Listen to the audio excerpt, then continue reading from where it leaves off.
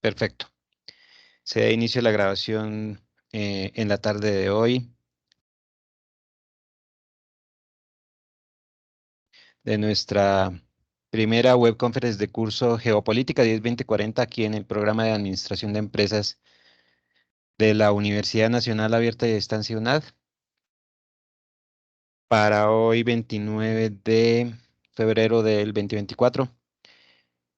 Em, Reitero a Sandra y a Julie, muchas gracias por estar en esta reunión. Hoy, bueno, yo siempre trato de cumplir el protocolo de la realización de esta web conference. Generalmente, pues, como mínimo se exige que la web conference dure por protocolo y por, digamos, por normatividad, la hora, como mínimo, la hora. Pues son 2 horas destinadas a la web conference en los programas de nuestra universidad a esta esquemática, pero pues como mínimo se exige que sea una hora. Hoy voy a ser muy concreto. Me gusta cada vez más ser más concreto en en el tratamiento de las temáticas de las web conference. Voy a ser concreto en la presentación del curso, en los elementos que quiero divulgar acá, que tienen que ver con este curso geopolítica y con la temática. Entonces, también espero que pues ustedes participen, Sandra, Julie, quien vaya ingresando a la web, participen, digamos, con sus preguntas, sus inquietudes, sus dudas, sus apreciaciones. Esta presentación como tal, la presentación en PowerPoint, también yo la puedo divulgar a todos ustedes, a todos los participantes del curso, si necesitan los datos, digamos, como los insumos, como la teoría y como los conceptos que están consignados allí en esta presentación. Entonces, pues, definitivamente no será problema para mí divulgarles y compartirles esta presentación. La grabación va a quedar. Inmediatamente quede la grabación de la web conference, yo se las hago llegar, pues a su, a los foros, a su correo interno, al correo interno de cada uno de ustedes que me solicite. Aquí también por el foro, por el chat de nuestro curso de Teams, les puedo divulgar cualquier dato que necesiten, cualquier, digamos, situación que ustedes me soliciten, yo con mucho gusto. Entonces,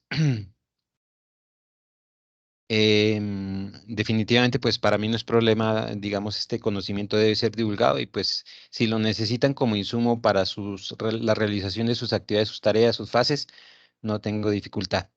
Entonces, pues muchas gracias y bienvenidas. Qué decir, para quienes la mayoría de este curso, la mayoría de estudiantes están viendo el curso por primera vez, muy contados lo están viendo por segunda o tercera vez. Aquí en el programa de administración, el curso de Geopolítica 10-20-40 tiene, pues, tiene unas características. Entonces, es un curso teórico, es un curso de 2 créditos, es del programa de administración de empresas, puede ser transversal también a otros programas, es del área complementaria, y este curso, pues para este periodo de 16-1-2024 ya había sido acreditado y certificado de manera reciente y certificado desde el periodo anterior. Entonces, digamos, este curso entonces está en ese proceso de certificación y constante y acreditación constante a los que los cursos se someten en la UNAD, aquí en la facultad, en la Escuela de Ciencias Económicas, Administrativas, Contables y de Negocios, ECACEN. Me presento, mi nombre es Iván Enrique Sanabria Pérez, yo soy el director del curso. Ya nos hemos conocido a través de la primera actividad en los foros, en la primera actividad que ya me enviaron, que ya está calificada. Algunos no lograron alojar esa primera actividad en el foro en los tiempos notificados. Yo siempre decido dar un plazo extemporáneo de entrega para quienes no logran hacerlo y extenderlo una semana o algo más de unos días. Les acabo también de dar un plazo para que pues creo que ya hasta mañana es el plazo que les di, pero pues cualquier cosa, cualquier situación que se les presente, por favor comunicarme a través del correo interno, mire, profe, o a través del chat. Incluso yo doy a veces mi teléfono, mi chat de WhatsApp, no hay problema. Profe, se me presentó esta situación, esta dificultad, tengo un problema, deme un plazo, yo le puedo responder, y yo como docente pues les puedo hacer algunos cambios. Ahora se nos pide que hagamos algunos cambios para las personas. Si veo y que amerita, digamos, cambiar drásticamente la actividad, pues lo hago. Si no, pues, digamos, se puede mantener, digamos, la esquemática en el sentido de que pues la idea es que el estudiante me manifieste las dificultades que se tienen a tiempo, yo con gusto atiendo esas dificultades, yo siempre soy pues receptivo a esas situaciones. Aclarar que la calificación de estas actividades sí se somete a la rúbrica, yo en eso soy, digamos, muy, digamos, normativo en el sentido de que la rúbrica es una evidencia directa de cómo se hace la calificación. Entonces, aunque siempre estoy mirando lo que aporta el estudiante, eso sí, siempre estoy mirando lo que aporta en la calificación, digamos, en el desarrollo de la tarea del estudiante, yo valoro todo, que sea lógico, que sea, digamos, un trabajo académico, un esfuerzo académico, lo valoro. Pero pues sí mantengo los elementos de la rúbrica, ya la conocen ustedes. En general les fue bien en esta primera actividad que entregaron. Valoro, como digo, todo el esfuerzo académico que se logra hacer. Entonces, siempre bienvenidos a mi dinámica de trabajo y pues esa es la idea, ¿no? Esa es la idea que, digamos, que se aprenda, que se vaya. Ingresó Sandra, bienvenida Sandra. Ah, Jessica, discúlpame. Entonces tenemos la participación de Sandra, de Julie y de Jessica. Y rápidamente quisiera entonces, en la medida en que vamos ingresando, voy avanzando con la temática, pero por el momento y haciendo algo como un paréntesis acá, dado que nos estamos conociendo, como les decía, nos conocimos ya en la realización de los foros, quisiera rápidamente que me dijeran de dónde vienen y de qué centro, de Voy, qué amor, centro espere. y de qué centro y de qué zona están participando. Jessica, ya que tienes el micrófono abierto. Buenas tardes. O Sandra o Julie, Buenas tardes, Ah, buenas ¿me tardes, escucha? Jessica. Bienvenida. Sí, claro que sí. Mi nombre es Jessica Gisela Lara, estudio Administración de Empresas y Claro que sí. pertenezco al CEAT de acá del Valle del Guamués de Orito Putumayo. Perfecto, perfecto. En el sur del país. Entonces, bienvenida, Jessica. Julie, Buenas tardes, tutor y sí, compañera. Mi correcto. nombre es Marta Hernández y pertenezco al CEA de José Acevedo y Gómez en la ciudad de En Bogotá. Bogotá. Perfecto, perfecto. Sandra, bienvenida. Buenas tardes, como dice mi nombre es Sandra Quintero y estoy en el de Gacheta. Gacheta, eso es en Cundinamarca, ¿no? Sí, señor. Perfecto. Más cerca a, bueno, creo que es con límite con el departamento de Boyacá. Sí, pero yo vivo es en Chocontá. Perfecto, no, perfecto. Pues no soy sincero, no conozco el sur del país, Putumayo, Cauca, Nariño, pero pues obviamente tengo muchos amigos, contactos profesionales conocidos, he tenido estudiantes del sur del país. Conozco el centro, claro que sí, por la cercanía, obviamente, Chocontá, los municipios cercanos a mi departamento. Soy oriundo de Boyacá y estoy generando entonces la presentación. Gracias por presentarse. Estoy generando la presentación desde el municipio, desde la ciudad de Duitama. Yo pertenezco al CEAD de la ciudad de Duitama, aquí en Boyacá. Entonces, sí sé que el sur del país es muy una zona, una región natural y físicamente parecida, pues también aquí a la zona de Boyacá. En algunas cosas son departamentos y regiones cultivadoras con una vocación agrícola importante, ¿no? El cultivo de la papa es importante, por ejemplo, en Nariño. Sé que Putumayo es un departamento en crecimiento, es una región que en los últimos 20, 30 años ha tenido un gran crecimiento, una gran dinámica porque está creciendo en población, en asentamientos, en crecimiento de la ciudad. Hay gente de todo el país en la ciudad capital, en Mocoa, en, en, en la capital me confirma, me confirma Sí, Jessica, así si es es, sí, Mocoa, sí, así, Mocoa. Sí, Mocoa. sí, Sí, y señor. sabemos todos aquí en Colombia gracias, sabemos todos aquí en Colombia que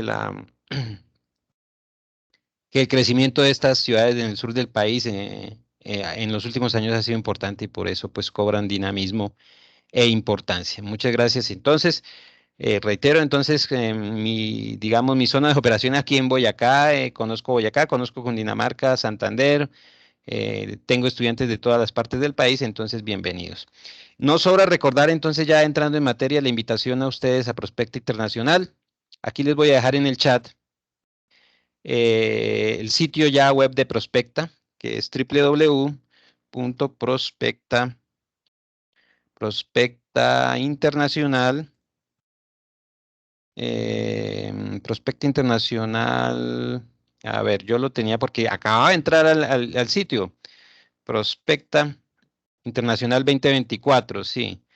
Permítanme a ver si lo logro, lo logro de una vez. Les muestro rápidamente el sitio, cómo está. Prospecta Internacional 2024, por Dios, Internacional 2024 UNAD. A ver, vamos a ver si lo encontramos acá. Sí, aquí, Prospecta Internacional, aquí está. Prospecta Internacional 2024 UNAD. No sé si lo están viendo, ¿me confirman? Sí, señor, sí se ve. Perfecto, entren a ese sitio, ya les doy la dirección ahí por el chat y vayan mirando, vayan mirando. Aquí quiero mostrarles que las inscripciones para estudiantes están relativamente baratas, es accesible. Saben ustedes que el ingreso a un congreso privado en una universidad privada o en otros escenarios es muy costoso. Miren, estudiantes unas 160,000 pesos hasta el 15 de abril. Hay tiempo para que se consigan los 160,000. Invitadas desde ya, estimadas señoritas, ustedes tres están invitadas desde ya. Me dicen, sí, me voy a escribir. Yo con mucho gusto también les valoro esa actividad, esa participación al Congreso. Va a ser, obviamente ustedes se inscriben y van a ser asistentes virtuales, pero si quieren ser asistentes aquí, porque se va a desarrollar aquí en Boyacá, en Tunja, precisamente esta ciudad de Tunja queda a una hora de viaje de la ciudad donde yo estoy, también bienvenidas si pueden viajar. Yo sé que es larga el desplazamiento, un poco alejado, pero por lo menos por lo pronto invitados a estudiantes UNAD, 160,000 pesos, 180,000 después del 16 de abril. Digamos, es un evento en el que uno como estudiante debe participar porque digamos que les da mucho capital curricular. Hay un buen, digamos, un staff interesante porque eso en su hoja de vida les sirve. Yo personalmente me comprometo a asignarles algunos puntos a la actividad, a cualquiera de las actividades, sobre todo a la final o a la última intermedia, por el hecho de que se inscriban y participen. Me dicen, profe, yo ya me inscribí, voy a asistir virtualmente a las conferencias. Entonces les voy a dejar el enlace acá. Control C, Control V. Ahora copio fue Disculpe, otro una enlace. pregunta. Sí, claro. Uno participa y le dan como un certificado, una Claro constancia, que como sí. Eso es lo importante, el certificado. Fuera de eso de que ya los estudiantes de semillero de la ECACEN ya se están inscribiendo, porque ustedes saben que como ustedes pueden participar en semilleros de investigación y están muchos de ustedes, no todos, adjudicados a un semillero. Control C, ya les. Entonces, los que están en semillero sí que tienen muchas prerrogativas, porque eso es ser estudiante, ser semillerista y participar con una ponencia de estudiante de semillero en un grupo de investigación aquí en la UNAD es muy bueno. Entonces, pues esa es la invitación. Si no son semilleristas, eso no importa. Si no están en investigación todavía, eso no importa. Pero sí es bueno que conozcan cómo es que es un congreso internacional, de talla internacional, donde hay invitados internacionales, nacionales. Los docentes también vamos a estar invitados como ponentes o como asistentes. Entonces, desde ya invitados a Prospecta, cordialmente invitados. Ahí en esa página que les envié están las fechas de inscripción, hasta cuándo, el valor como estudiantes, etcétera, etcétera. Entonces, muy invitadas a Prospecte y reitero, de mi parte, quienes se inscriban van a tener pues al final en la última actividad intermedia les vamos a asignar unos puntos porque digamos ese también debe ser el incentivo porque quien está interesado en estos congresos de talla mundial pues demuestra que tiene interés académico. Entonces, invitadas. Bien, entonces, Una pregunta. sí, dígame, claro, por supuesto que sí, Sandra. con- si uno se inscribe igual, la inscripción vale tanto para virtual como para presencial, porque lo que usted dice, a mí me queda más cerca que a su merced porque de Claro, Chocontá a sí, lo Tunja mismo, solo eso puede. nada que hacer ahí. Si, por ejemplo, usted, o sea, el costo para el estudiante, estudiante UNAD es 160,000. Eso sí, ese es el costo. Entonces, por ejemplo, Entonces, usted, virtual, sí, dígame. Igual es para presencial y virtual. Sí, 160.000 para presencial y virtual. Eh, Supongo que ustedes se informarán también ahí en su CEAD, en sus correspondientes centros de atención, ahí en Bogotá, allá en el Putumayo. También Julie, allá en su centro de atención, infórmese con la parte de registro y control a ver cómo le saldría el costo, si pueden tener algún descuento adicional por alguna razón. Entonces, eso igualmente lo estarán informando en el transcurso de esos días a ver a estudiantes qué más beneficios puede haber, pero estar pendientes. Yo les voy a divulgar ya les divulgué en nuestro chat de Teams el sitio prospectaunad.edu.co, ya se los divulgué para que entren y miren en el chat, ahí está toda la información. Entonces, esa es la invitación cordial a Prospecta. Bueno, entonces vamos a hacer la socialización de la agenda, cómo es la guía de actividades de esta actividad. Bueno, en este caso la fase 1, vamos a centrarnos en qué consiste esa fase, el desarrollo de la temática. No me voy a demorar hoy extenderme en la parte teórica, porque sí la parte teórica es importante, lo importante es también esa actividad retroalimentativa que se debe hacer en el desarrollo de esta tarea 2. Ya la tarea 1 se hizo, ya se contestó el cuestionario, les fue bien a la mayoría. Eso prueba de que están atentos a estas temáticas transversales, conceptos de historia económica, conceptos de historia política. Me alegra que les haya ido bien a la mayoría. Por ahí una sola persona no pudo pasar pero también la contestó, pero no pasó, pero no le fue tan bajo. Entonces eso prueba que la cosa está bien. Me gusta cómo están atendiendo la situación. La presentación del curso y las definiciones como tal, geopolítica, las bases teóricas, qué es el Estado-Nación, de dónde es la génesis de la geopolítica y pensadores y teorías base y los fines, pero sobre todo lo importante de aquí es el contexto actual de la geopolítica y del desarrollo humano como tal, como disciplina académica de estos cursos transversales de estas escuelas, programas de economía, que los hay en todas las facultades de economía del país. Hay cursos o de geopolítica o cursos de historia económica o de historia económica latinoamericana. Yo en mi pregrado, hace muchos años, yo cuando fui estudiante de pregrado, vi también estas áreas de conocimiento que no se llamaban geopolítica, pero era más o menos básicamente la misma orientación: historia económica latinoamericana, problemas económicos, políticos o geopolíticos latinoamericanos actuales o mundiales actuales. Es como un escenario para hacer la contextualización de la actualidad geopolítica, económica y social del mundo, que es importante para ver el papel de las economías, el rol que juegan los grandes organismos multilaterales, el rol que juegan los gobiernos en la economía mundial, el rol que juegan las relaciones entre países, los choques, los problemas, todo esto que está de moda, que a veces es pues solo la noticia, pero que es importante cuando un gobierno se enfrenta con otro, las problemáticas de los países vecinos, toda esta situación. Entonces es por eso que ese es el contexto al que quiero que le pongan atención, más que los conceptos, el contexto que voy a dar acá. Entonces, igual cualquier duda siempre me están manifestando, estaremos retroalimentando los foros.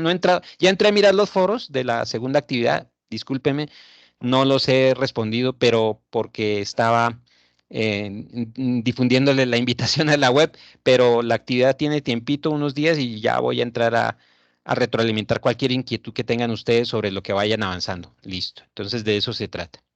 Bien, entonces la agenda del curso, reitero, ya se hizo una primera actividad muy bien, les fue bien, me gustó y me gusta que puedan enfrentar conceptos y puedan someterse a este tipo de pruebas, porque en un examen de estado como el de CAES o cualquier otra prueba de estado IFES, tipo de IFES, pues eso prueba que no les va a ir mal porque pues, tienen intuición para presentar este tipo de pruebas. Entonces, esas son pruebas que siempre se hacen. Es una parte de las competencias, no todo, pero es una parte de las competencias. Ya esta tarea 2 en la que tienen que inició el 20, aquí, bueno, esta agenda está mal, no puse la agenda porque no, el sistema presentó un problema, estaba presentando un problema porque me estaba generando las agendas del periodo 16-2, entonces tuve que recurrir a la ayuda del ingeniero Miguel Pinto aquí de la UNAD, y arregló ese problema y por lo tanto no pude poner la agenda correcta.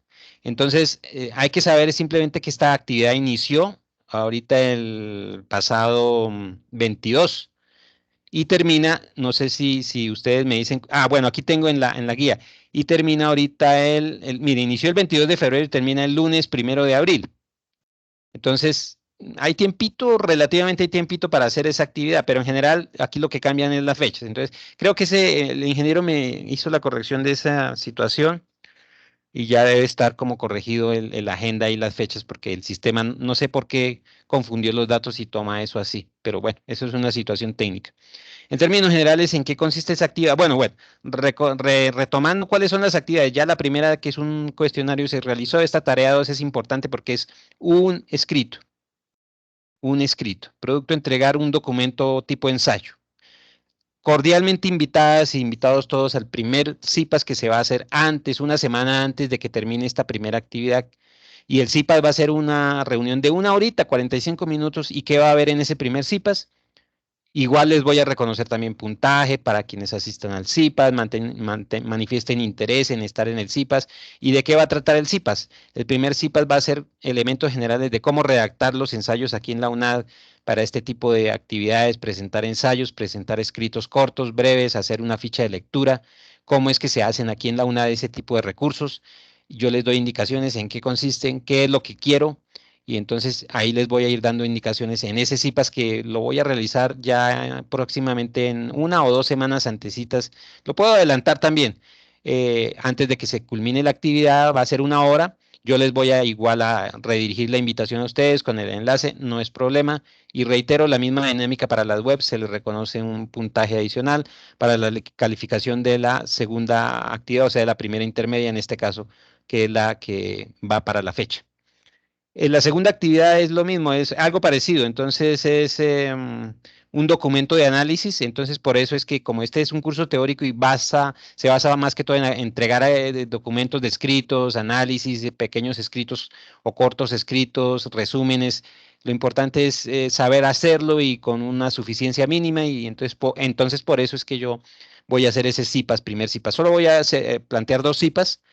El segundo CIPAS va para el final del periodo ya, que es para la tarea 4, cooperación internacional. Ese lo voy a hacer antes de que termine la última actividad intermedia, porque el CIPAS generalmente no se puede citar en las últimas 2 semanas, no es correcto, pero yo les doy la fecha. Y ese último CIPAS va sobre la tarea 4. ¿Pero qué es la tarea 3? También, como les digo, otro ensayo, otro escrito. Entonces para eso es el CIPAS, para aprender a escribir como con contexto, como con precisión, como con metodología, para ensayos y escritos cortos aquí en la UNAD, y ello desarrolla pues esas competencias investigativas de lectoescritura y de redacción que se requieren aquí en la UNAD y en todas las universidades.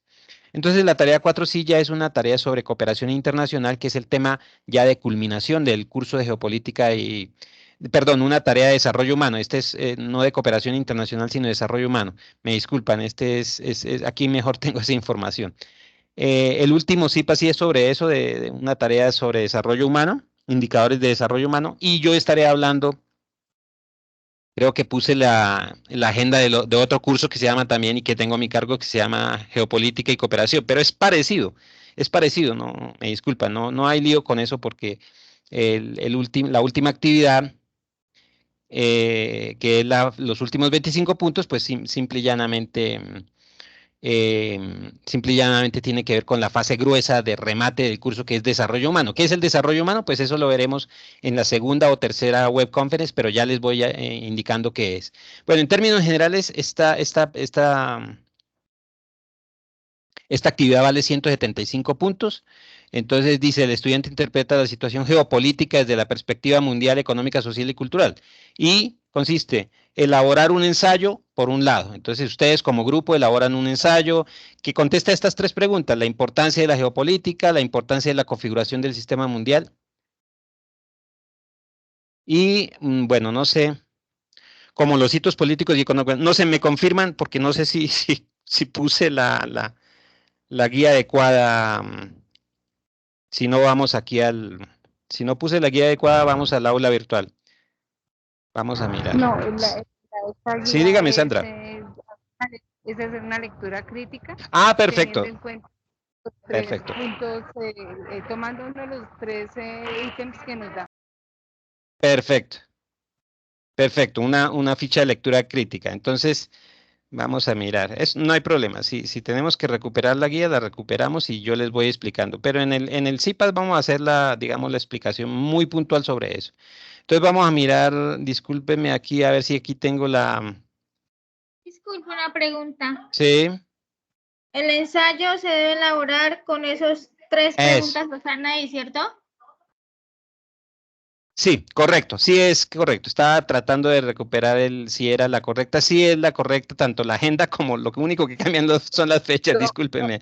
Sí, sí es la guía correcta. yo lo que, Sí, entonces sí no, es la yo lo que actividad. comprendo es que hay que tomar una sola Sí, pregunta. correcto, muy O sea, bien, eso con el muy grupo bien, se, correcto. se elige solo una y se hace la Sí, señora. lectura crítica sobre esa pregunta. Escogen una sola pregunta que es un solo tema. Cualquiera de los tres, ¿listo? Cualquiera de los tres y ese se les convierte en un tema y al convertirse en un tema sobre ese trabajan y desarrollan el escrito con los criterios que hay que utilizar para desarrollar un escrito. Entonces vamos a mirar cuáles son esas preguntas. Entonces dice, la importancia de la geopolítica en un Estado, nación, gobierno, relaciones internacionales. No es desarrollo humano, sino geopolítica y cooperación, discúlpenme. Segundo, importancia de la configuración del sistema mundial. Y tercero, cómo los hitos políticos, económicos, socioculturales, bueno, etcétera, han cambiado la historia. Entonces es muy contextual, ¿listo? Para el desarrollo, el desarrollo humano también es un tema de la geopolítica, sino que es del otro curso. Pero aquí la cooperación internacional es clave, porque es que la cooperación internacional es la praxis de la geopolítica. Eso no hay ni duda, mejor dicho. Y entonces... Disculpe, me volví a confundir. Sí, Lo que no, la no hay. compañera, o sea, es un solo entre todo el grupo, Sí, escoger un señora, solo tema. correcto. O sea, no va a ser de los 3, sino un solo el que se elija. El que entre los integrantes del grupo elijan una de las tres preguntas. Un ejemplo, mi grupo elija la primera, o sea, todos vamos a Sí, hacer el ensayo sobre la primera nomás. y escogen el mejor ensayo, lo presentan en grupo. Esa es una fase, una parte, ¿listo? ¿Estamos de acuerdo? ¿No hay duda sobre eso? O sea, el colaborativo es el escoger el mejor ensayo. El individual es cada uno hacer Sí, el exacto. ensayo. Exacto, escoger el mejor ensayo, decir por qué, aportar, cómo va la tarea, cómo va el proceso. Y en Tiene grupo hemos... retroalimentar a los aportes de los Sí, compañeros. correcto, muy bien. Y dicen al final, escogimos este ensayo final que presentamos acá y que es el que va a quedar alojado en el entorno de evaluación. Porque eso dice, B, realizar la retroalimentación de los soportes de los compañeros. Ah, no, es Sí. que me parece que este ensayo yo abordo este tema de esta manera. Ah, es que me parece que este tema se debe abordar de esta manera. Ah, no, es que me parece que el tema se debe escribir o desarrollar el escrito con este hilo conductor. Ah, no, es que me parece que el tratamiento de mi compañero es muy simple y no debe ser. Yo creo que debe ser por este lado. Ese tipo de retroalimentación. Por eso dice colaborativo, documento analítico grupal, donde consolida los ensayos de sus compañeros, o si se reunieron y dijeron, no, escogimos este, ya lo armamos con los aportes de todo y este va a ser el final. ¿Listo? Pues esa es la idea, que trabajen en grupo. Ese. Y discúlpeme, estaba confundiéndome yo solito. Ya los años no me dejan. Estaba confundiéndome solito con el otro curso que es Geopolítica y Desarrollo Humano. Bueno, entre otras cosas les cuento. En el programa de Economía tengo un curso que se llama Geopolítica y Desarrollo Humano, que es otra faceta de la geopolítica. O sea, yo dividiría la geopolítica en dos facetas. Yo espero que en los próximos procesos de acreditación y certificación de cursos aquí en ECACEN, tanto en el programa de Economía como en el programa de Administración de Empresas, yo quisiera y me gustaría mucho como hacer una simbiosis de los dos cursos, porque son muy contextuales. El desarrollo humano es una parte que, digamos, analiza y que enfrenta la geopolítica desde el punto de vista económico, social y cultural, que es una fase del desarrollo humano en donde, por ejemplo, está muy presente la participación de los grandes organismos multilaterales, Naciones Unidas, FAO, la Organización para la Mujer, la OI, todos estos aspectos del desarrollo humano, como se enfrenta y como lo entendemos los economistas, sobre todo desde la visión de Amartya Sen, que fue el gran economista hindú de la India que logró estos desarrollos en los años 70 desde el PNUD, el Plan Nacional, Programa de las Naciones Unidas para el Desarrollo Mundial. Todos estos hitos que estos organismos como las Naciones Unidas comenzaron a establecer, a conformar, pues es un escenario y una simbiosis muy importante porque el desarrollo humano es importante y clave en el desarrollo mundial social económico. Entonces es una fase desde la cual se mira, es una mirada desde la cual se tiene o la cual se tiene a la geopolítica. Y la otra parte que es la que tenemos en este curso, que es la geopolítica y la cooperación internacional, es otra mirada. Y la cooperación internacional está vinculada con el desarrollo humano. Entonces me gustaría, porque estos dos cursos no los había yo enfrentado de esta forma hasta ahora, que yo, digamos, hasta hace un tiempo que los tengo a cargo, que en unos procesos más adelante se pudiera hacer la simbiosis, porque tanto el desarrollo humano como la cooperación internacional son dos elementos de la geopolítica. Y ahí está, por ejemplo, los hitos de la cooperación mundial que es una avanzada de lo que son los programas de desarrollo de estos organismos multilaterales, de organismos privados, públicos, de gobiernos, de comunidades, como por ejemplo de la visión de cómo Europa, cómo Estados Unidos, cómo los países desarrollados cooperan con y para el desarrollo mundial con los países emergentes. Entonces, por eso digo que ambas cosas van de la mano. Entonces, allá me viene esta confusión, porque ambas cosas son importantes, pero pues por el momento hay un curso que se llama Geopolítica y Desarrollo Humano en Economía, y hay un curso que se llama Geopolítica y Cooperación Internacional acá en Administración. Entonces, y me disculpan. Geopolítica 10-20-40 es geopolítica, que entre otras cosas se debería llamar geopolítica y cooperación internacional. Entonces, yo soy economista, soy especialista en finanzas y soy magíster en economía. Y reitero, precisamente la mirada de la geopolítica desde las dos visiones u orillas está presente. Entonces, en esta mirada de administración de empresas se decidió que así fuera la mirada de la cooperación internacional y eso es lo que vamos a ver.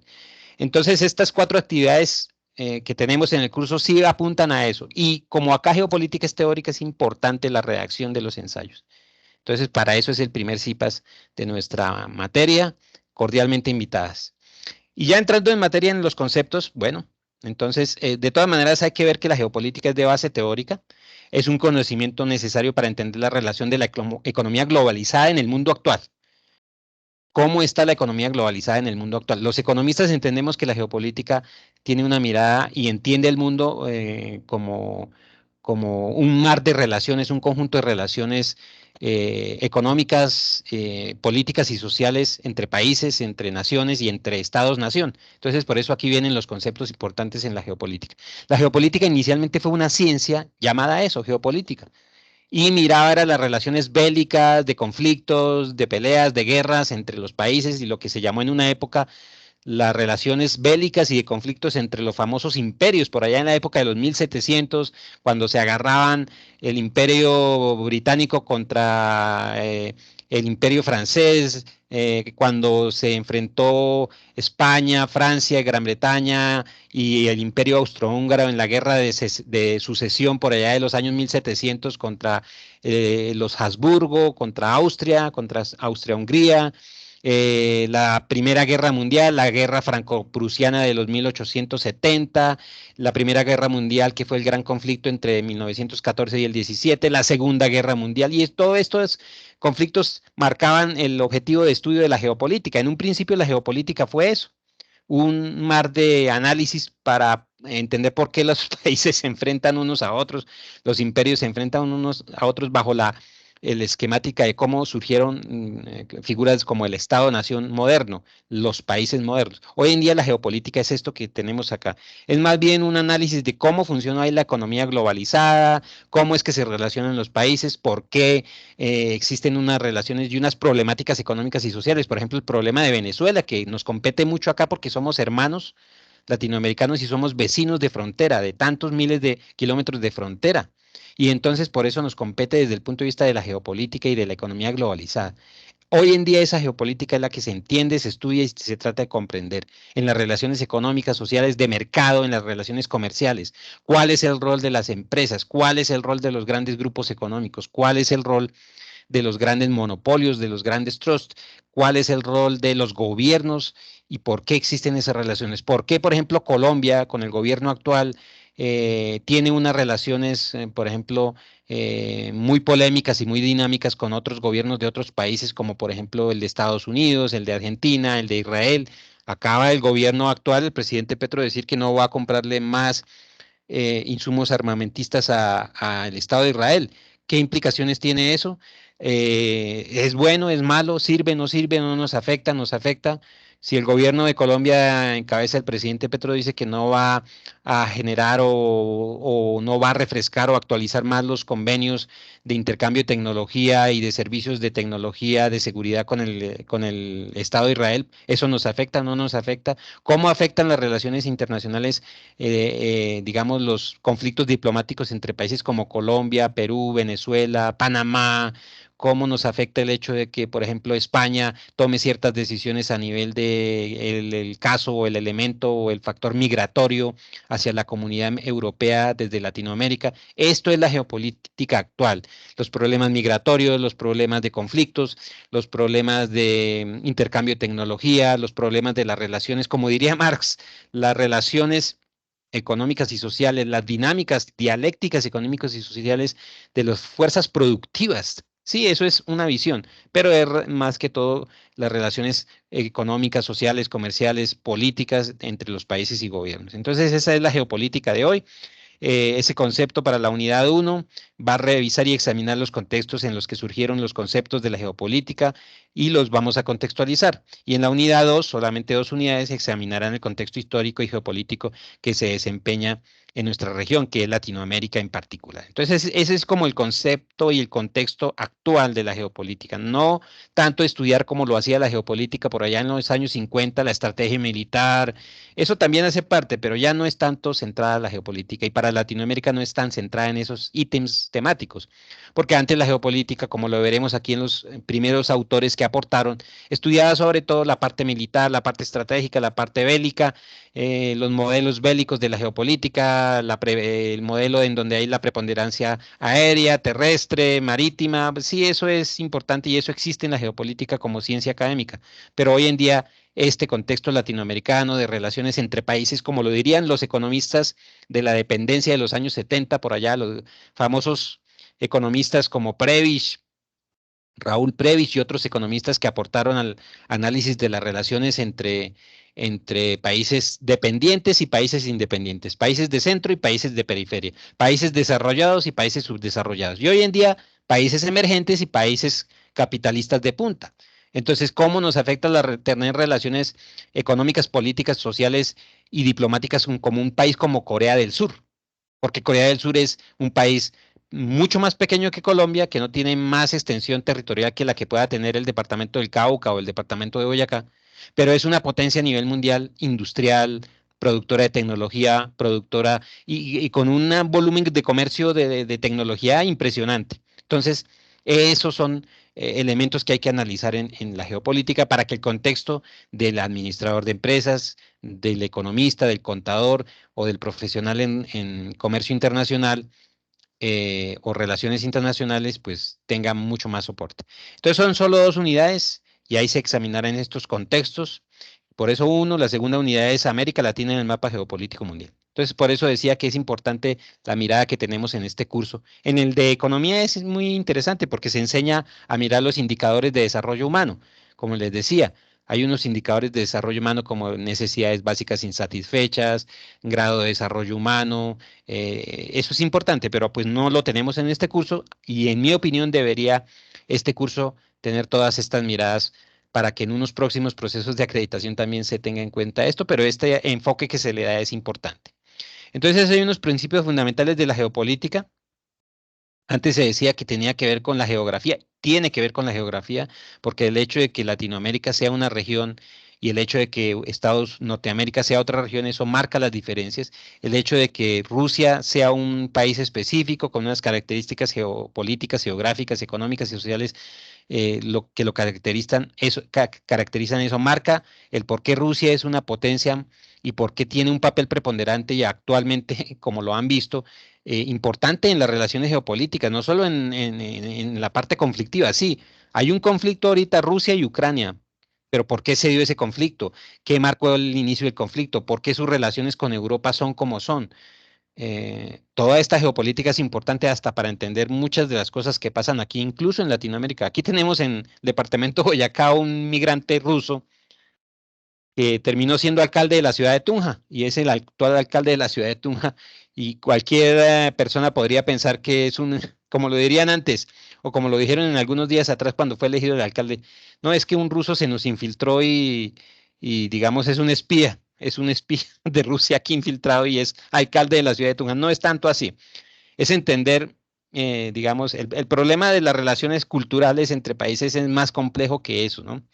Entonces las relaciones entre países están marcadas por sus condiciones físicas, geográficas, económicas, cuál es el rol que desempeñan los países. Por ejemplo, Rusia es una potencia y en la actualidad nos muestra que tiene un poder de decisión mundial importante. Entonces generó un conflicto que no ha terminado con una pequeña nación, relativa pequeña nación de Europa, indefensa.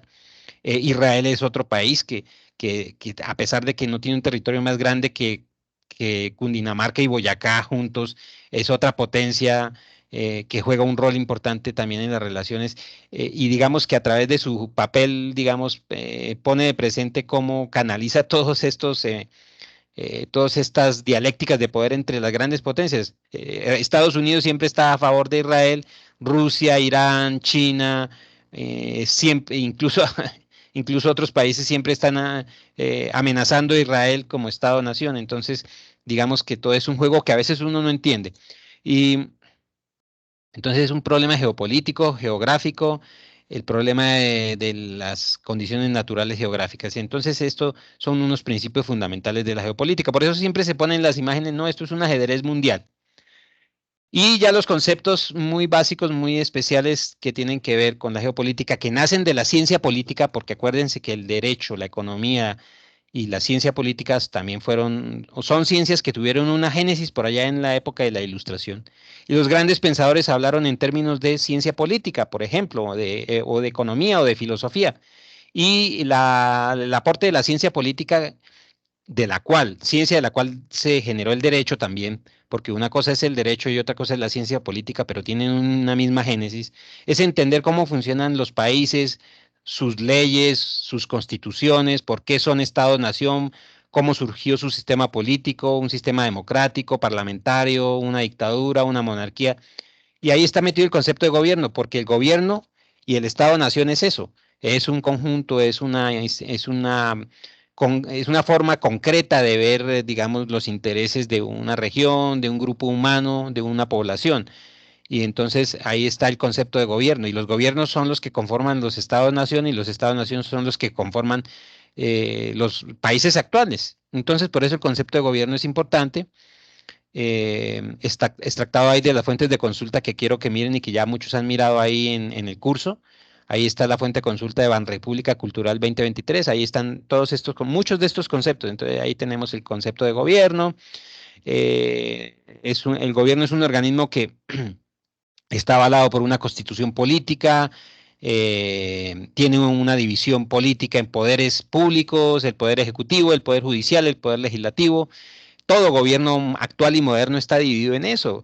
Si usted va a Panamá, es un estado, Panamá es un estado-nación, aunque exista la zona del canal y aunque Estados Unidos haya influido mucho en la geopolítica panameña durante 50 años, antes de haber entregado el poder del canal de Panamá en el año 2000 o en el año 99, si no estoy mal, que entregó la administración del canal de Panamá a los panameños. Panamá era un Estado-nación con una división, con una constitución política, con una población, una división de poderes, poder legislativo, ejecutivo, judicial, con un sistema político, con un sistema de política pública, con unas instituciones públicas. Entonces todos son Estados-naciones. Venezuela es un Estado-nación a pesar de la crisis que esté viviendo, a pesar de que el modelo democrático no funcione. República Dominicana es otro Estado-nación. Estados Unidos, a pesar de que es una confederación o es una unión federal republicana, es un Estado-nación porque tiene unas instituciones más descentralizadas que las que puede tener un país como Colombia, sí, pero es un Estado-nación con unos poderes públicos descentralizados y federalizados, con unas competencias federales muy importantes, digamos, adjudicadas a sus estados, a sus propias unidades federales, con un gobierno descentralizado, pero que existe y que se cristaliza en lo que es el Congreso de los Estados Unidos, el gobierno central, que es el ejecutivo norteamericano, que es el sistema presidencialista norteamericano, etcétera. Colombia es un Estado-nación, Francia, Gran Bretaña, a pesar de que es una monarquía parlamentaria, en donde funciona una división de poderes. El poder legislativo, el poder ejecutivo es regulado por el legislativo, que es la Cámara Alta y la Cámara Baja, la Cámara que tiene allá su génesis en la Cámara de los Lores y la Cámara de los Comunes por allá en la época del Imperio Británico, pero que hoy en día es una monarquía parlamentaria porque tiene en cabeza del poder ejecutivo, que es el jefe de Estado. Pues el jefe de Estado político es el primer ministro, que actualmente en los últimos 15 años ha habido cambios de primer ministro en la Gran Bretaña muy seguido. Uno de los últimos fue James Cameron, después pasó una señora de apellido May, si no estoy mal. Acuérdense de la famosa Margaret Thatcher por allá en los años 80, que fue una de las grandes, importantes primeras ministros de Gran Bretaña, la dama de hierro. Luego de esta señora May pasó el actual primer ministro de Gran Bretaña, que entre otras cosas tiene ascendencia cultural hindú o pakistaní, porque Gran Bretaña es un conjunto cultural muy importante de migrantes, etcétera. Y hay dos partidos políticos que tienen representación allá en el poder legislativo. Hay un primer ministro, como lo digo, pero también hay un gobierno representativo, que es el rey, que es el actual rey, que tuvo que asumir después de la muerte de la reina Isabel II, etcétera, etcétera. Lo mismo España. España es un Estado-nación con un rey, con un primer ministro, el ministro González, si no estoy mal. Pero ministros famosos de España, primeros ministros famosos de España, Zapatero, bueno, tantos otros. Allá existe el Partido Popular y el Partido Socialista Obrero Español, el PSOE. Pero también sí hay un congreso, un congreso que representa pues los intereses de los concomitantes de este Estado-nación. Y así sucesivamente. Ese es el Estado-nación moderno. Hay un parlamento, aunque China sea una dictadura comunista y que haya un solo partido legalizado, que es el Partido Comunista, y que la cabeza del poder ejecutivo y el legislativo estén bajo el control del primer ministro chino, Xi Jinping, que es el actual primer ministro, que es muy polémico también pues, por generar relaciones, digamos, de lucha diplomática y guerra económica contra Estados Unidos y Europa, pero es la cabeza del gobierno. Y aunque la economía de China sea una economía capitalista, su parlamento y su poder ejecutivo y su poder legislativo funcionan bajo la esquemática del Partido Central Comunista. La economía es capitalista, por eso el éxito de un país como China, por eso el éxito en la escena mundial. Entonces, en términos generales, eso es un gobierno, un Estado-nación. El Estado tiene unas funciones. En Colombia tenemos un Estado-nación que tiene una división de poderes, poder ejecutivo, legislativo y judicial. Y les quiero preguntar ahora sí a mis queridas asistentes, tanto a Julie, tanto a Jessica como a Sandra, ¿quién me contesta? ¿Qué es lo que está haciendo actualmente el poder legislativo? Tres cositas que está haciendo el poder legislativo que están corriendo contra el tiempo, porque los tiempos no dan y el gobierno central quiere que sean evacuadas esas tres acciones que corren a cargo del poder legislativo en Colombia, que se hace al iniciar cada legislatura del Congreso. No sé, ¿quién me contesta? Julie, Jessica o Sandra, si recuerdan. Pueden participar y decir así sea algo errado. Pues el poder legislativo es o sea, es la asamblea que delibera Sí, normativas, crea leyes más bien. así de sencillo. Y por ahorita de esta manera con la de las pensiones, que Muy bien, recuerde así, la verdad, porque pocas así. noticias. Eso es, una asamblea que delibera. Entonces, Sí, nuestro Congreso. Dígame, Jessica. que son los encargados de ejercer el poder o el control del gobierno. Sí, muy bien, también. Esa es una de sus funciones, controlar. Cuando citan al ministro de Salud a control, cuando los congresistas Controles políticos, digamos. hacerle control político a la ministra de Salud o al ministro de Defensa, y decir, bueno, ¿qué está pasando aquí con esto? Ustedes están desfinanciando el sistema de salud, a las EPS. Resulta que el gobierno no les ha girado plata a las EPS y las EPS están en quiebra, no tienen fondos, no tienen flujo de caja, por tanto no pueden pagarle a los hospitales que son las ESES. Las ESES son las empresas sociales de salud del Estado, como el hospital le voy a poner un ejemplo, el hospital de Popayán, o el hospital San José, o el hospital de Tunja, o aquí algún hospital de Bogotá, qué sé yo. Esas son las ESES, que necesitan de los recursos de las EPS por su gestión de servicios de salud, que a la vez necesitan de los recursos del Ministerio de Salud que sean girados. Y le dice el Congreso, bueno, vamos a citar a la ministra Corcho a control político. Sí, esa es una de sus funciones, muy bien.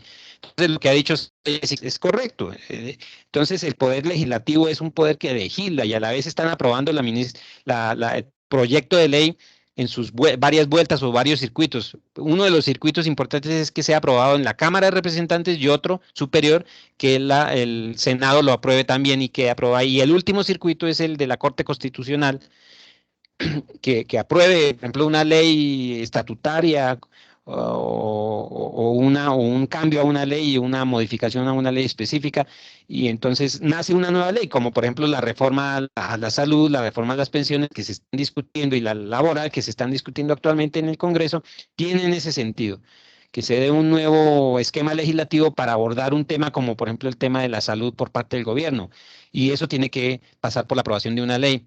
Lo puede hacer el gobierno por decreto, pero eso tiene unas limitantes, que es lo que se está hablando ahorita. Entonces ya entenderán por qué es tan importante todos estos análisis del Estado-Nación, de la conformación de Colombia como país, y eso pasa en todos los países. Y lo que decían ustedes, señoritas, es muy claro que el gobierno es regulado por el otro poder. Entonces Gran Bretaña es la génesis de las democracias parlamentarias. Entonces cuando por allá en los 1600 el rey Jacobo, no recuerdo, yo no soy historiador, ni ustedes van a ser historiadoras, o de pronto si les gusta, sí, pero eso hace parte de sus temas de interés o no, no sé. Pero si en sus ratos libres quieren informarse, lo pueden hacer y me corrigen antes. Por allá en los años 1600 estaban los reyes Jacobo, Carlos I, o Carlos II, unos de esos reyes en Gran Bretaña, y esos reyes estaban problemados, como siempre, en armar conflictos y guerras y agarrarse, vulgarmente hablando, con otros países como España, como Francia, y siempre andaban de pelea en pelea. Entonces venían las guerras y los conflictos marítimos, navales, los conflictos terrestres con estas potencias. Entonces Gran Bretaña no era la excepción y tenía que financiarse para armar sus guerras. Y para financiarse, ¿qué tiene que hacer un Estado? Le pregunto yo, por ejemplo, a Julia, a Jessica o a Sandra. Para financiar una guerra, ¿qué tiene que hacer un Estado o un rey, más que todo? ¿Qué se les ocurre que debe hacer un país, un gobierno para financiar una guerra? Es sencillo de entender. Pero digan dígame, Sandra. Crear impuestos. Muy bien. Sencillo, sencillo y lógico, pero a la vez muy asertivo. Sencillo, crear impuestos porque hay que financiar, por ejemplo, la Armada, la Real Armada Española, la famosa, la- Piden o hacen convenios con otros países y pues en eso sí, también se endeudan. se endeudan, así, crear impuestos, muy bien. Eso se analiza así en economía, eso es correcto. O se crean impuestos o se endeudan así, pero eso es un problema porque la carga de eso, ¿sobre quién recae? Sobre el pueblo. ¿Quién es el pueblo? Es el conglomerado nacional. Pues, Muy bien, después les suben a todos los impuestos para poder perfecto, pagar la deuda que perfecto, ellos generan, muy digamos. bien. Ese es el análisis correcto. Después, el pueblo tiene que pagar en impuestos más altos o en inflación, como decimos los economistas, o en más, digamos, costos, menos inversión pública, etcétera, una cantidad de cosas y consecuencias colaterales que ello genera. Y entonces el que paga es el pueblo. ¿Y el pueblo quiénes son? Personas, empresarios pequeños, medianos, grandes, obreros, empleados, personas que viven de su propio trabajo independiente, no independiente, emprenderistas, pequeños empresarios, o en términos de lo que analizaban los clásicos de la economía antiguamente por ahí en 1700, Smith, Ricardo y estos señores de la antigüedad que analizaban, estos filósofos por ahí de la época de la Ilustración. Entonces decían estos locos, Hume, Ricardo, Adam Smith, recuerdan, no sé si han escuchado hablar de estos señores filósofos, todos estos filósofos, Voltaire, Diderot, los del enciclopedismo, Rousseau, bueno, ellos hablaban del pueblo, del conglomerado, entonces siempre traían a colación los intereses del pueblo y del conglomerado, el panadero, el peletero, el productor de vinos, el productor de carnes, el quesero, el ganadero, el carpintero, pero hoy en día en términos modernos es la persona que está en la economía, el emprenderista, el pequeño empresario, el que tiene su pequeño negocio, el que tiene su mediano negocio. todas estas decisiones de los estados afectan a todos, hasta el gran empresario. Entonces, por eso la geopolítica, el análisis económico-social, el análisis de los gobiernos es importante, de cómo afectan los gobiernos y sus decisiones al pueblo.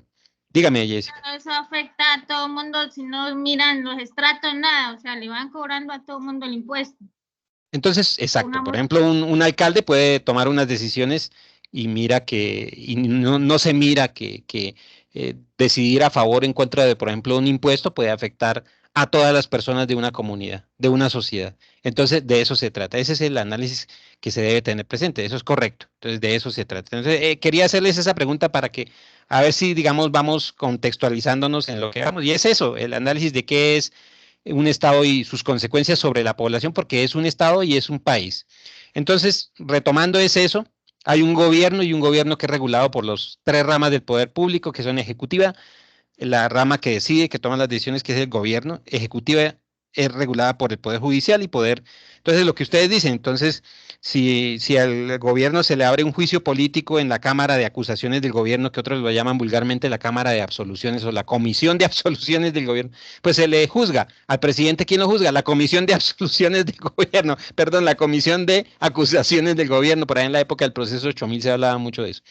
Y a un funcionario público, ¿quién lo juzga? Si hace algo mal, como dicen ustedes, señoritas. Si a un funcionario público se le da por hacer algo mal, a un alcalde, a un funcionario público, a un, no sé, La Contraloría, la Procuraduría. muy bien, perfecto. Entonces hay unos entes de control, perfecto. Hay unos entes de control que es la institucionalidad pública.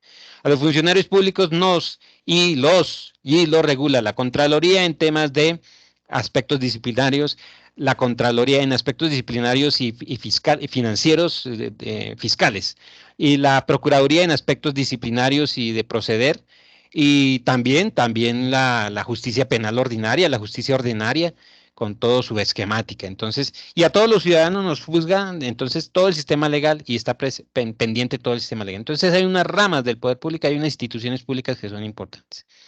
Población, territorio, poder, derecho político, reconocimiento. Por allá en esa época en Gran Bretaña, entonces a estos reyes se les dio por cobrar impuestos para seguir con sus guerras y ya estaban muy sofocados los concomitantes, los ciudadanos británicos tenían más de todo, de pagar impuestos y se le rebelaron al rey. Y el rey no quiso escuchar y entonces el Parlamento británico se le rebeló y dijo, no señor, aquí no más. Y decidieron prácticamente, entre comillas, levantarse en revolución. No sé hasta qué punto estas revoluciones generen buenos efectos, pero así es la historia. Los hitos políticos son esos. Una revolución como la británica hizo que el rey cediera, no quiso ceder, no quiso escuchar al parlamento, fue terco, lo agarraron, lo decapitaron y fue la primera gran revolución en donde se cristaliza y se pone de presente que los poderes públicos sirven para regular al poder ejecutivo. Y luego vino la Revolución Francesa, algo parecido, un poco más diferente, y el resultado de ello, el resultado de la Revolución Británica es el Estado-Nación parlamentario, en donde hay una Carta Magna, que es la constitución política en donde se definen las funciones de los tres poderes públicos y sobre todo el poder ejecutivo debe ser regulado por los otros dos poderes. Y en la Revolución Francesa, pues el resultado fue los derechos humanos, los derechos del hombre, el respeto a los derechos humanos, al ciudadano, de allí viene la independencia también de Latinoamérica. Acuérdense de Nariño y los derechos del hombre traducidos desde el francés. Desde el francés, antes de la independencia de Colombia, vienen los precursores de nuestra independencia colombiana. Entonces, el señor Antonio Nariño, el señor Caldas, el sabio Caldas, aquí en Santa Fe de Bogotá, el señor Antonio Nariño también por aquí. Por allá en el sur del país, entonces viene, en el sur del país y en el sur del continente, Perú, Ecuador, Bolivia, Argentina, Chile, con estos próceres de la independencia que vinieron y trajeron en conjunto con Bolívar, Santander y otros grandes próceres, trajeron todos estos conceptos políticos del Estado-Nación, del derecho del ciudadano. Entonces tenemos al sabio Caldas, Antonio Nariño, estos pensadores y muchos otros. Bueno, no somos historiadores, pero es como para recordar. Cuando revisen la historia se acordarán cómo se gestó la independencia de Colombia. la gesta de independencia, luego vino la batalla de la independencia o la lucha por la o campaña de la independencia desde 1810 en adelante, el grito de independencia, la conformación de Colombia como un estado constitucional, la Constitución de 1821, la Constitución de Río Negro, la Constitución de 1880, creo, luego vino otra, luego vino la Constitución del 86 y luego vino en el siglo pasado, yo era joven estudiante y vino la Constitución del 1990 la constitución actual, la que nos rige, la constitución del 91, perdón. Nuestra Carta Magna. En eso deviene todo. Que nuestra Carta Magna es nuestra carta de navegación como Estado-Nación. Entonces tiene, por ejemplo, la tutela es un escenario por donde y para el cual funciona el Estado. Entonces, si a mí me vulneran los derechos como ciudadano, yo puedo poner una tutela porque vino alguien, me hizo un procedimiento mal hecho o, como dicen, me llevó al pote y desconoció, por ejemplo, el derecho procesal.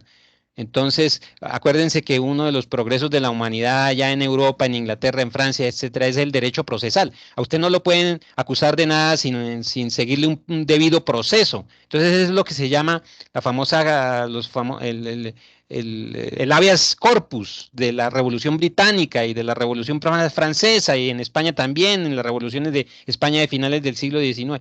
El habeas corpus, ¿por qué? Porque el habeas corpus es un cuerpo de desarrollos normativos, legales, que garantizan los derechos de cualquier ciudadano y esto funciona en Colombia.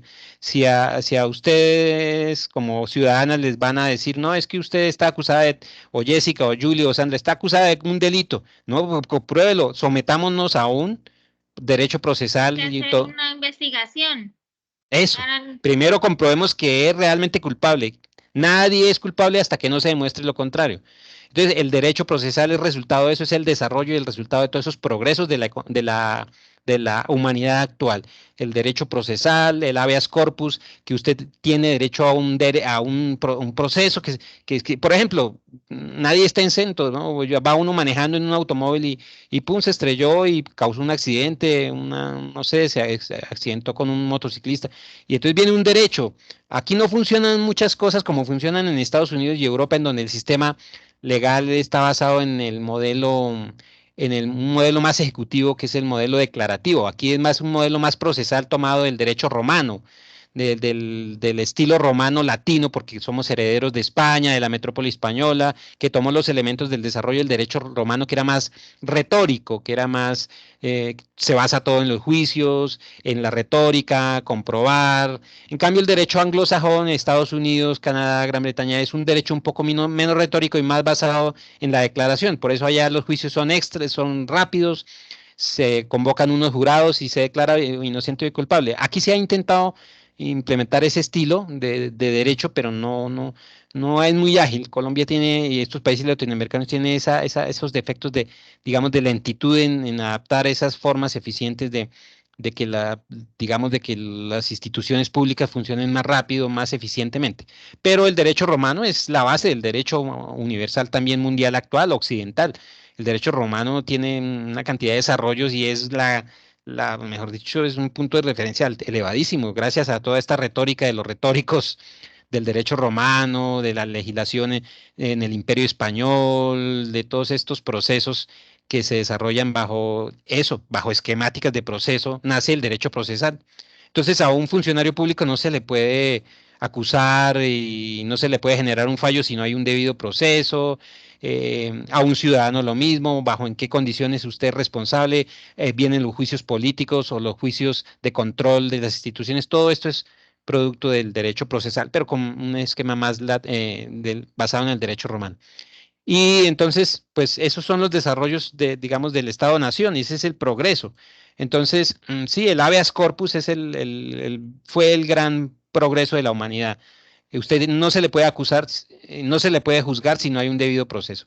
Usted tiene derecho a la libertad de expresión, a la libertad de asociación, usted tiene derecho a la libertad de conciencia, religión, usted puede creer en lo que quiera, usted tiene derecho a expresarse y no se le puede acusar. Bueno, hay una cantidad de cosas que es el habeas corpus, que es, usted se puede asociar con quien quiera y formar empresa con quien quiera. Si a usted le van a cobrar un impuesto, ese impuesto que aplica, como lo decía aquí, Jessica, no, es que si tomaba el ejemplo, ¿no? Muy cercano de que si un alcalde un edil va a tomar una decisión de poner un impuesto, ¿cómo así? ¿Cómo así que va usted a imponer va a reglamentar un impuesto? Si esto aquí tiene que ser con el concurso y con la convenio por ejemplo, del consejo del municipio. Entonces vienen todas las formas legales y normativas, ¿no? Que rigen un país como Colombia. Entonces vienen los acuerdos de los municipios, de los departamentos, vienen las leyes o los acuerdos con fuerza de ley, vienen los proyectos de ley, las leyes ya aprobadas por el Congreso. Hay tres tipos de leyes en un país como Colombia, que son las leyes estatutarias, las leyes ordinarias. Hay otro tipo de ley, no recuerdo si ustedes me recuerdan, porque son tres tipos de leyes que en un país como Colombia democráticamente estructurado funcionan. Las leyes ordinarias, que son las leyes del derecho penal, del derecho civil. Entonces, si usted cometió un delito, lo juzga el derecho ordinario. Hay unas leyes como, por ejemplo, el estatuto tributario, esa es una ley, y son leyes estatutarias. Y hay otras leyes, se me olvida, voy a buscar rápidamente tres tipos de leyes en Colombia, tres tipos de leyes en un país como Colombia. Estatutarias, orgánicas y ordinarias, ya recordé, discúlpenme. Bueno, no somos abogados, pero es importante tenerlo presente. Las estatutarias, entonces, el estatuto tributario es una ley que organiza todo lo del cobro de impuestos, como lo decían ustedes mismas. Los impuestos se deben cobrar con unos criterios de equidad, proporcionalidad, justicia, generalidad, y eso se enseña, por ejemplo, en contaduría, administración y economía, los que hagan especializaciones en derecho tributario, etcétera. Ahí está. Las leyes, los estatutos tributarios, etcétera. Están las leyes ordinarias, ya les he dicho de qué se trata, y las leyes orgánicas. Entonces, para organizar, por ejemplo, el Banco de la República, que es el ente financiero nacional del gobierno que organiza la moneda, que organiza el sistema financiero nacional, está una ley orgánica. Para organizar, por ejemplo, las participaciones de los entes territoriales en el presupuesto nacional, está la ley orgánica del presupuesto. Entonces, Colombia tiene un cúmulo de desarrollos normativos institucionales muy importantes que hay que defender. Bueno, yo no voy a hacer propaganda aquí de nada, yo aquí soy muy neutro, no estoy contra nada ni contra ninguna corriente política como tal, no. Pero sí hay que entender que Colombia es un Estado institucional de derecho con una constitución política del 91 que hay que apreciar. Es cierto lo que dicen los constitucionalistas, no se logra el pleno desarrollo, hay falencias más que todo en el pleno desarrollo de la constitución del 91, que ya hace casi 40 años que se desarrolló, pero no se ha logrado desarrollar en su totalidad, pero hay que hacerlo. Entonces, esta es la polémica que incluso es actual. Entonces, cuando se habla de todos los desaciertos de uno u otro gobierno, sea el de Duque, sea el de Petro, sea el de Uribe, o sea el de Pastrana, o sea el gobierno de, qué sé yo, de Santos, los desaciertos y tropiezos del proceso de paz o de la justicia especial para la paz. Ahí está el escenario constitucional e institucional del país que hay que apreciar y defender y valorar. Eso es lo bueno que tiene Colombia. Alguien decía que Colombia es un país de leyes porque nos han gobernado hombres de leyes. ¿Quién fue el primer hombre de leyes en Colombia? Santander. Luego vienen estos otros señores próceres y padres de la patria, Santander, José Hilario López. Luego vienen estos caudillos como Mosquera, Obando. Allá en el sur del país yo sé que Jessica me entenderá a lo que me refiero. Está muy claro en el imaginario. En el sur del país el papel que juegan estos señores caudillos de las guerras decimonónicas del siglo XIX, entonces en el Cauca y en el Valle del Cauca y en Pasto y en Nariño, entonces está muy en el imaginario el papel que jugaron Mosquera, Obando y estos grandes políticos y caudillos del siglo XIX. Lean cualquier cosa, infórmense en los libros de historia, pero ahí está la historia de nuestro país. Pero ha sido un país de leyes y eso ha sido así. Los enfrentamientos, las guerras civiles han pasado por ese marco de leyes que fue Colombia en el siglo XIX y que ya se consolidó en el siglo XX y que hoy en día está muy claro, mucho más claro con el papel del gobierno, con sus políticas públicas, con la función de estos gobiernos. Y lo ven ustedes en las noticias. Tenemos estas polémicas actuales sobre los procesos legislativos, el enfrentamiento del Ejecutivo, el choque de trenes. Entonces, acuérdense del choque de trenes. Es eso. Entonces, es contextualizar. Aquí está estatutaria, orgánica y ordinaria, que son las leyes que es importante, porque es importante respetar. Aquí hay plataformas institucionales de las que tenemos. Ya en la parte digamos, política, en la parte de cooperación internacional ya lo veremos que también hay información sobre eso. Bueno, sin querer detenernos, porque ya son las 7:09, entonces este es más o menos la base de todo. Ya a nivel teórico, de qué fue la geopolítica como una ciencia, entonces esto tiene su génesis en los aportes de Agnew, perdón, en los aportes de los grandes pensadores de la geopolítica, aquí en la fuente de Agnew 2005, que es un articulista sobre el tema, por eso queda ahí en la fuente de consulta. Entonces hay 3 eras: la geopolítica civilizadora. En esa época nace la geopolítica, entre el 1815 y el 75, los primeros pensadores de la geopolítica naturalizadora, ya con el surgimiento del Imperio Británico como hegemónico en el mundo y el enfrentamiento entre imperios, por allá en la época de la Guerra Franco-Prusiana. Entonces, estas 2 épocas, 1810 y 1875, fue una época en que los estados-nación se consolidaron en Europa. Alemania, Francia, España, Gran Bretaña, ya se consolidan como estados-nación, o sea, países como los conocemos hoy, con sus constituciones políticas, su gobierno, su poder público, su poder dividido en 3 poderes, su, digamos, función pública dividida en 3 poderes, aunque hubiese reyes, se consolidan o como monarquías parlamentarias o como estados-nación, con su presidente, etcétera.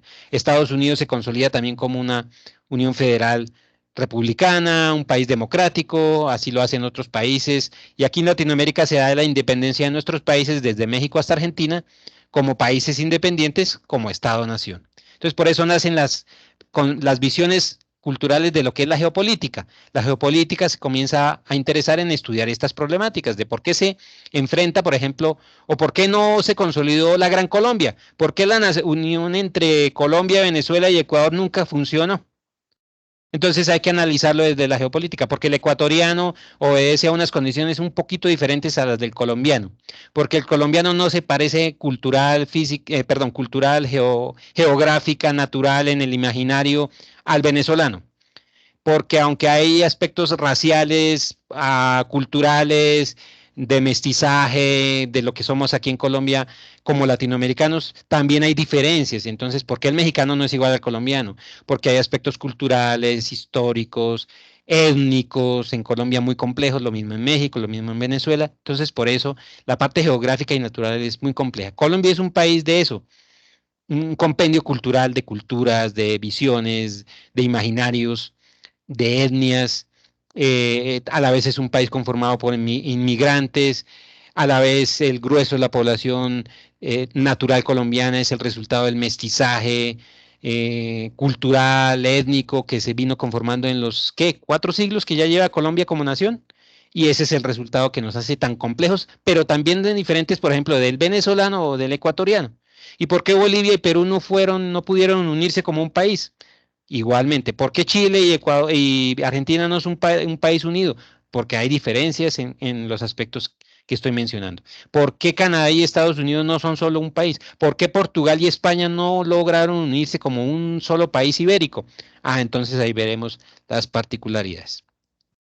Y viene la geopolítica ideológica, el análisis del problema de las ideologías, cómo participaron la ideología del nacionalsocialismo en Alemania y generó la Segunda Guerra Mundial, porque el comunismo en la URSS, la antigua Unión Soviética, Unión de Repúblicas Socialistas Soviéticas, por qué la URSS y Estados Unidos siempre se enfrentaron. Acuérdense, sus abuelos les contarán que en la época de la Guerra Fría siempre se agarraban Estados Unidos contra la Unión Soviética, la caída del muro de Berlín. ¿Por qué Alemania Oriental y Alemania Occidental lograron separarse durante 25 años con el muro de Berlín y luego se lograron unir? Porque cultural, histórica, de pronto étnicamente tienen similitudes. Pero ¿por qué Austria y Alemania no son un país? Porque es que Austria es más complejo étnicamente, algunas zonas de Austria están conformadas por elementos culturales, históricos, étnicos y raciales diferentes a los de, por ejemplo, Hungría. ¿Por qué los Balcanes tienen tanta complejidad étnica en sus conformaciones étnicas? Entonces es algo muy complejo. Igual pasa en estos países latinoamericanos. Argentina es un compendio de culturas, Colombia es un compendio de culturas, la costa atlántica es un compendio de culturas inmigrantes, que han venido de todas partes del viejo continente. Entonces, en la costa atlántica hay inmigrantes del Oriente Medio, de origen palestino. Entonces, tenemos el papel importante en la política costeña, el clan Char, que es de origen palestino, pero que es tan polémico en su participación y en su por ser una familia, digamos, de hegemonía política. Entonces comenzamos a analizar el papel de los inmigrantes de origen palestino en la costa atlántica. Entonces, el Clan Char es el resultado de eso, es allá en Barranquilla, ¿no? Entonces, eso es la costa atlántica, un conjunto, un compendio de todo este amasijo cultural. Lo mismo aquí en el centro del país, allá en el sur del país otro tanto, porque el sur del país se identificó más con la corona española y rechazó un tanto un poco la campaña de independencia, porque el centro del país con los criollos aquí de Bogotá enarboló la lucha de independencia de la metrópoli española. Igual pasa en México, igual pasó en México, en el virreinato del Perú, igual pasó en el virreinato del Río de la Plata, igual pasó con la hegemonía portuguesa en Brasil. Igual pasa con la problemática, y pasó un tanto parecido, aunque con matices, el problema de el poder hegemónico del Imperio Británico y luego la independencia de los 13 colonias o Estados Unidos del poder británico. Entonces es eso. Ahora, actualmente hay una nueva política global. Sí, señor, porque la Unión Soviética en los años 50, 60 y 70 del siglo XX se agarraba siempre con Estados Unidos. Vivían en pelea y era el enfrentamiento de dos modelos económicos, sociales, culturales. Por un lado, el capitalismo y Occidente, en donde estaban Estados Unidos aliado con Gran Bretaña, Francia y los países occidentales, Canadá, también Australia, Japón, también del lado de Estados Unidos, en contra de lo que fue la Unión Soviética. Una vez terminó la Segunda Guerra Mundial y se venció y se logró vencer a la amenaza fascista nazista de la Alemania de Hitler, se desataron unos nuevos enfrentamientos políticos, que fue enfrentar el capitalismo de la Unión Soviética, el comunismo de la Unión Soviética frente al capitalismo occidental. Y Colombia y Latinoamérica no eran la excepción porque siempre han estado del lado occidental. Entonces es ver esa contextualización. Aquí vemos el sistema mundial por bloques. Vemos que generalmente hay un bloque latinoamericano, un bloque norteamericano, un bloque europeo, la URSS que está aquí en azul, con el señor Vladimir Putin, que es un escenario, un contexto, un imaginario cultural muy particular. La URSS es la URSS, los rusos son los rusos. Como les decía, tenemos un alcalde ruso en una ciudad colombiana que es Tunja.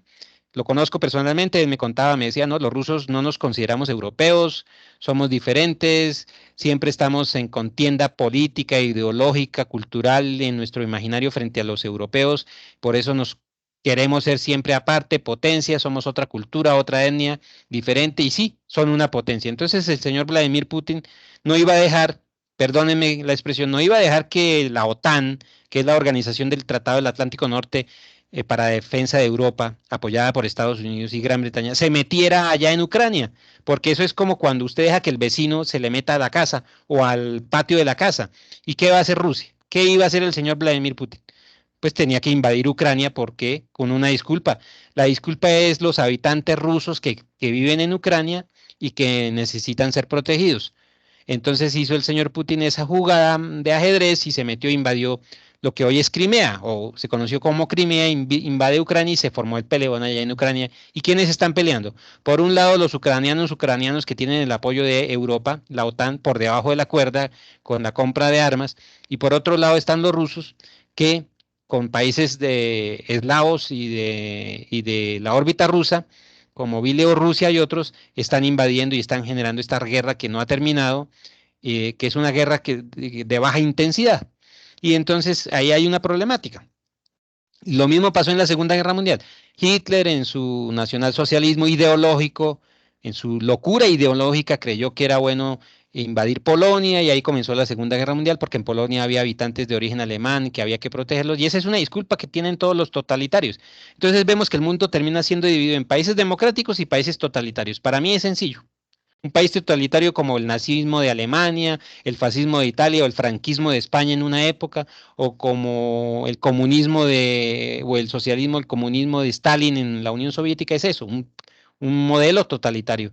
Mientras que un modelo democrático, ya conocemos los modelos, entonces Estados Unidos, Gran Bretaña, España, Francia, Canadá, aquí en Sudamérica siempre ha habido modelos de democracia. Colombia se ha tratado de mantener un modelo democrático, Perú se ha tratado, México se ha tratado de mantener con modelo democrático, muchos países del Asia. Un modelo totalitario en pro del capitalismo es China, porque es totalitario, pero eso sí tiene una economía de mercado que funciona y ya sabemos que China es la gran potencia económica mundial. Entonces, que no quede la mayor duda de quién es la potencia económica mundial actual. Pero hay otros países democráticos, están los países escandinavos, etcétera, etcétera, países de África también, etcétera, etcétera. Entonces son los bloques.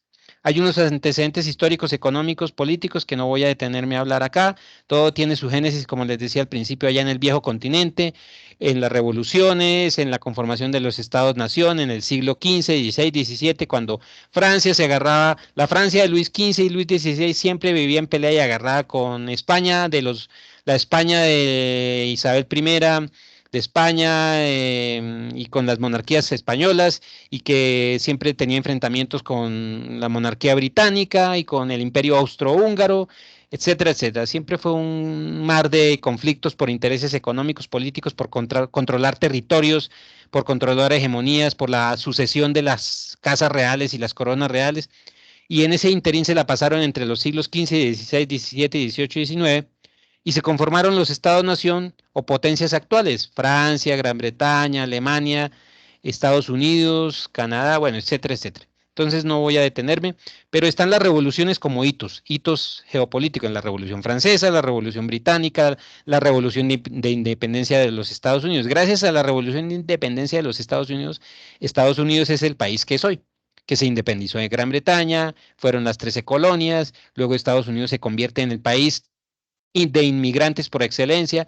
Saben ustedes, estimadas señoritas, que Estados Unidos es un país conformado actualmente por inmigrantes. Hay inmigrantes latinoamericanos, hubo una ola de inmigrantes chinos, japoneses, inmigrantes provenientes de Europa, italianos, turcos, franceses y mucho inmigrante irlandés. Entonces, Estados Unidos es y actualmente recibiendo inmigrantes mexicanos, venezolanos, colombianos, peruanos, españoles, chinos, Venezolanos es lo que más ahorita está venezolanos. invadiendo. Sí, señora, y Colombia es un país también receptor de inmigrantes y es importante tener en presente que los países se conforman con esos elementos de migración. Colombia, inicialmente en su historia, fue un país, digamos, de origen de la simbiosis del español y los habitantes precolombinos que estaban acá, y hubo esa simbiosis y se conformó la población criolla colombiana, así llamada. Entonces, los nativos criollos colombianos son el producto de esa simbiosis y que ha mantenido, digamos, la nacionalidad y la identidad colombiana como lo somos nosotros, los colombianos aquí, digamos, que tenemos nuestras raíces en el país por esa simbiosis, nuestra imaginario, nuestra cultura. Pero últimamente han llegado también muchos grupos inmigrantes, además de los venezolanos, muchos otros grupos inmigrantes que están llegando y se han venido estableciendo en la costa atlántica, en los territorios nacionales, en la altillanura, inmigración incluso de habitantes provenientes de Europa, Alemania, tratando de colonizar estos territorios, formando comunidades productoras de alimentos. Están las otras comunidades de países africanos. Colombia es eso. Estados Unidos sí que es más un país representativo de cómo se conforma, cómo la inmigración conforma un Estado-nación. Estados Unidos entonces en principio tuvo inmigración irlandesa, británica, francesa, polaca, alemana. Luego vinieron los otros que fueron los italianos que llegaron a finales del siglo XIX, conformaron la gran comunidad italiana de los Estados Unidos o los italoamericanos. Luego vinieron los provenientes de África. Bueno, ya venían también con el problema de la esclavitud y la institución de la esclavitud que no escapa al problema de lo que fue la colonización y el modelo colonial, tanto en España, desde España para Latinoamérica como de Gran Bretaña y Portugal para las otras colonias de América. Entonces, la institución de la esclavitud fue abolida, pero eso dejó huellas indelebles en el imaginario cultural de esta América, que es el resultado de ello, como lo diría el gran Germán Arciniegas, el gran americanista Germán Arciniegas, que analizó, escribió y culturizó y nos culturizó sobre la americanidad, o sea, el conjunto de esa simbiosis. ¿Qué somos los americanos? ¿Qué somos los sudamericanos? ¿Qué somos los colombianos? Ah, sabemos que somos esto, esto y esto. Sabemos que la España ibérica nos delegó esto y digamos, el aporte hispanoamericano es el resultado de estas comunidades y de la autoctonidad de acá, de estos territorios, y ha conformado todo el imaginario. Pero es un Estado-nación. Y lo mismo Norteamérica y Estados Unidos, lo mismo Canadá, lo mismo Argentina. Entonces es eso, es también ver la parte del imaginario cultural, histórico-político que nos ha llevado a ser lo que somos hoy. Entonces Boyacá tiene un imaginario de un departamento agrario, en donde se cultivan la papa, la cebolla, la zanahoria, donde la propiedad de la tierra se basa en la mediana y pequeña propiedad agrícola, la ganadería. El habitante de Boyacá es de origen, digamos, de la zona rural, de origen campesino, que basa y ha desarrollado su vida alrededor de la agricultura, la ganadería, las zonas rurales. El habitante de Nariño es algo parecido al de Boyacá. Entonces, por eso Boyacá y Nariño son los grandes productores de papa a nivel nacional. Ecuador es algo parecido. Usted va a Santander, entonces en Santander la vida económica, social y cultural gira alrededor del cultivo de la caña. En Antioquia el café, el proceso de colonización cafetera de lo que hoy es en día lo que fue el viejo Caldas, es hoy en día Caldas, lo que es el viejo Caldas, lo que son los 3 departamentos de lo que fue el viejo Caldas, el otro era viejo Caldas. Entonces Quindío, Risaralda y el otro departamento se me olvida, Quindío, Risaralda y si me recuerdan ustedes, señoritas que tienen la memoria más joven, ya no tienen lagunas de memoria. Quindío, Risaralda y la capital es Manizales. Manizales es la capital de Quindío. Armenia es la capital de Risaralda y está el otro departamento. Bueno, ahí me recordarán. Entonces, el viejo Caldas es el resultado de la migración paisa o la famosa colonización antioqueña desde el Valle de Aburrá hacia el sur de esa zona. Nace el imaginario y la cultura paisa. Lo mismo en el Tolima, lo mismo en lo que fue el viejo Tolima, el Tolima grande. Entonces está el Huila y el Tolima grande. Entonces, esa es la raza Opita, la brava raza Opita, que tiene componentes culturales de los antiguos pobladores que eran guerreros, digamos, indomables, legendarios, que se enfrentaron al yugo colonizador, etcétera, etcétera. Entonces nace el imaginario Opita. Está como les digo, la cultura de la costa norte de Colombia, que es todo el imaginario del litoral atlántico, que está dividido en muchos subescenarios, ¿no? Porque una cosa es ver la cultura del Córdoba y de Sucre y compararla con la del Cesar y Barranquilla. Barranquilla es una cosa muy diferente. El samario y el barranquillero es una cosa muy diferente al habitante de Sucre y de estos departamentos. Entonces, y también están los otros elementos culturales, el Chocó, la altillanura, la muy legendaria y gloriosa cultura llanera de Casanare, de Arauca, que ha, digamos, jugado un papel importante en la historia de Colombia. Entonces es mirar estos elementos culturales también. Pero bueno, así como pasa en Colombia, ha pasado en otros países. Verán lo mismo en México, está todo el imaginario cultural histórico de México atado a la revolución zapatista, la revolución mexicana y todas estas revoluciones que pasaban y no dejaban de pasar en México en el siglo XIX, que culminaron en lo que fue la conformación del gobierno, digamos, de consenso nacional desde los años 20 en adelante en México, que terminó conformándose en el Partido Revolucionario Institucional de México, que gobernó México hasta los últimos años, algo parecido a lo que aquí pasó con el Frente Nacional. Entonces, claro, por problemas también de violencia interna, guerras interinas, guerras civiles, lucha política, que fue también lo que pasó aquí. En términos generales es algo parecido. Algo parecido pasó en España, las guerras carlistas, el problema político entre carlistas, entre los que defienden la institución de la corona y los que no la defienden, luego vino la guerra civil española, los republicanos versus los partidarios de la corona, es algo parecido. Ya pues otros tintes un poquito diferentes, pues los Estados Unidos con su conformación como gran potencia mundial, Rusia, Japón, con otros elementos. Bueno, las bases teóricas, no me voy a detener esto ya para ir terminando, para que consulten. Friedrich Russell, alemán del principios del siglo XX, fue uno de los que primero aportó a la ciencia geopolítica, pero les decía yo que la primera geopolítica es más una ciencia de analizar las relaciones bélicas entre los países, pero fueron de los primeros aportes que se hicieron a esta ciencia. Y como Alemania era una potencia que no estaba conformada como una nación como tal, sino eran varios reinos, estaba Prusia, estaba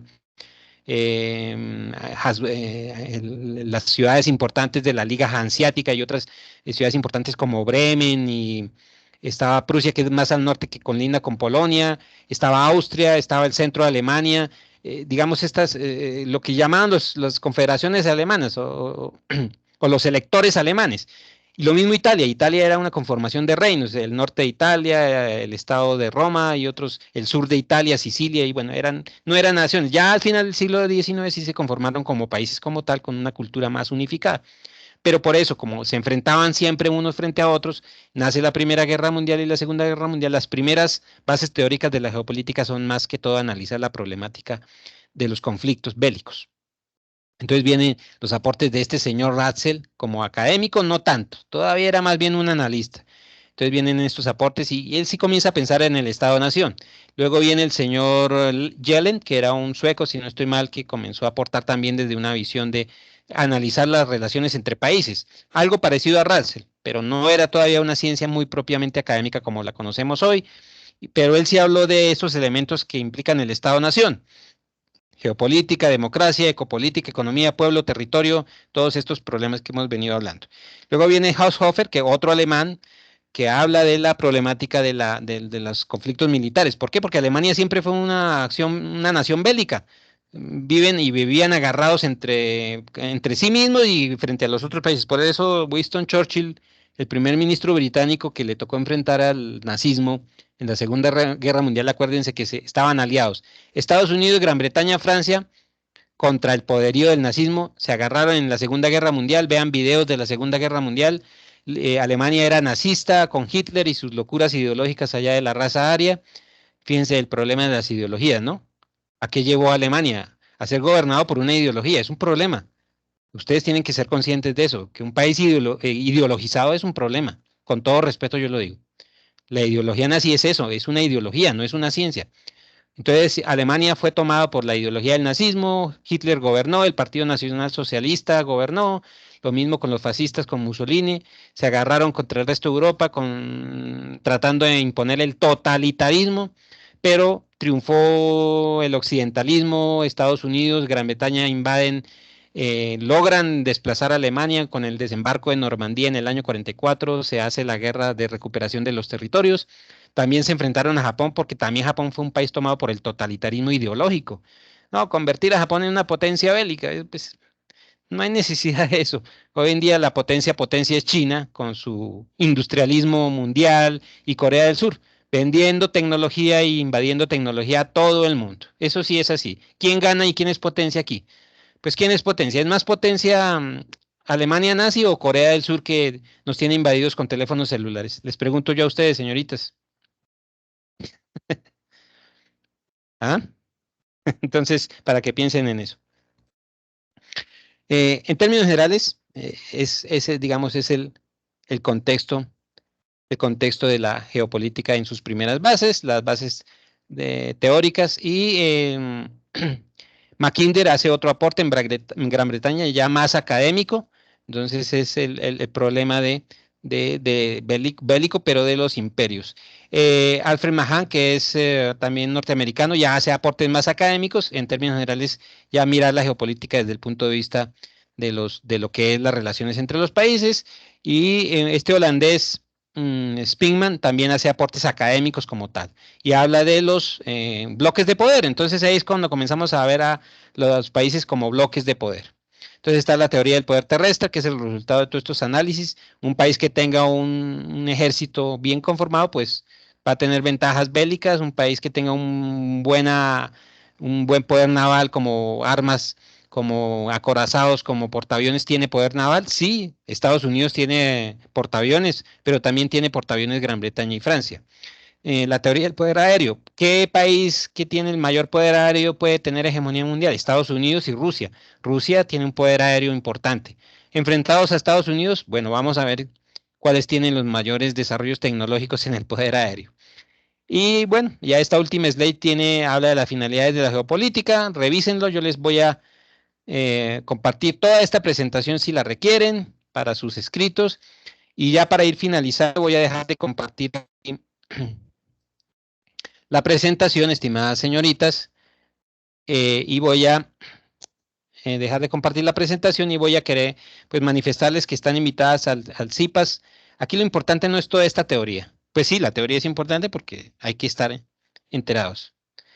Aquí lo importante es contextualizar en una actividad, que es lo que se pide. Todas estas ideas, teorías, ¿en qué terminan en qué terminan, cómo las podemos entender y fijar en un escrito, en un informe, porque es mucha información y a veces es muy confusa y es mucha historia, mucha teoría y en qué la centralizamos. Entonces, pues sin más ni más, les agradezco a Sandra, a Jessica, a Julie, que hayan asistido a esta primera reunión. Yo lo que quiero es ver cómo van a conformar su escrito final, su escrito para esta actividad, que es un ensayo.